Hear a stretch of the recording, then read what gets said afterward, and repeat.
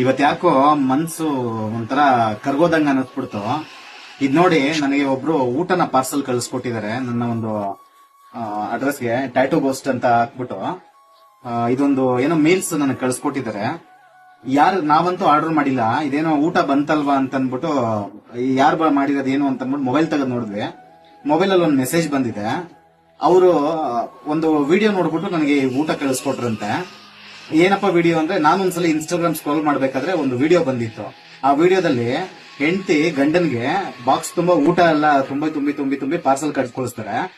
ಆ ಒಂದು ವಿಡಿಯೋ ನೋಡ್ಬಿಟ್ಟು ನನಗೆ ಈ ತರದವ್ರು ಯಾರು ಇಲ್ವಲ್ಲ ನನ್ನ ನೋಡಕ್ಕೆ ಅಂತ ಅನ್ಬಿಟ್ಟು ಒಂದ್ ಸ್ವಲ್ಪ ಮನ್ಸಿಗೆ ಬೇಜಾರಾಗ್ಬಿಟ್ಟು ಕಮೆಂಟ್ ಸೆಕ್ಷನ್ ಅಲ್ಲಿ ಒಂದು ಕಮೆಂಟ್ ಹಾಕಿದ್ದೆ.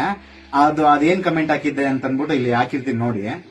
ಆ ಒಂದು ಕಮೆಂಟ್ ನ ನೋಡ್ಬಿಟ್ಟು ಇವರು ಬೇಜಾರ್ ಮಾಡ್ಕೋಬೇಡಿ, ನಿಮ್ಗೆ ಯಾರು ಇಲ್ಲ ಅಂತ ನಾನಿದ್ದೀನಿ, ಯಾಕೋ ಊಟ ಕಳಿಸ್ಬೇಕು ಅಂತ ಅನಿಸ್ತು ಅಂತ ಅನ್ಬಿಟ್ಟು ಈ ಒಂದು ಊಟ ಕಳಿಸ್ಕೊಟ್ಟಿದ್ದಾರೆ. ನನಗೆ ಬೇರೆ ಏನೇನೋ ಕೊಡ್ತಾರೆ, ಗಿಫ್ಟ್ ಏನೇನೋ ಕೊಡ್ತಾರೆ, ಬಟ್ ನನಗೆ ಫಸ್ಟ್ ಟೈಮ್ ನನ್ಗೆ ಊಟ ಬಂದಿದ್ದಕ್ಕೆ ನನಗೆ ಮನ್ಸೊಂಥರ ಇದಾಗ್ಬಿಡ್ತು. ಊಟಕ್ಕೋಸ್ಕರ ತುಂಬಾ ಕಷ್ಟ ಪಟ್ಬಿಟ್ಟಿದ್ದೀನಿ ನಾನು. ಇದು ಊಟ ಬಂದಿದ್ದಕ್ಕೆ ನನಗೆ ತುಂಬಾ ಥ್ಯಾಂಕ್ ಯು ಸೋ ಮಚ್.